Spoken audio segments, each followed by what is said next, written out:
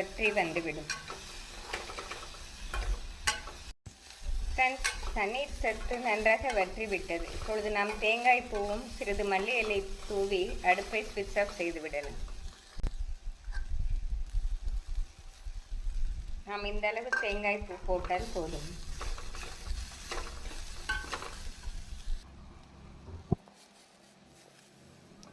நன்றாக கிளறி நாம் அடுப்பை ஸ்விட்ச்.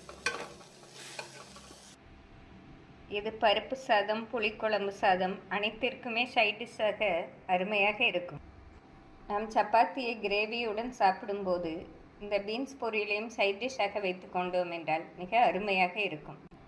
ஃப்ரெண்ட்ஸ், நாம் எப்பொழுதும் பீன்ஸ் பொரியலை இதேபோல் சட்டியில் வேக வைத்து செய்தால்தான் சுவை நன்றாக இருக்கும். குக்கரில் செய்தோம் என்றால் அதன் சுவை இதுபோல் அருமையாக இருக்காது. ஃப்ரெண்ட்ஸ், இந்த முறையில் பீன்ஸ் பொரியல் செய்து பார்த்து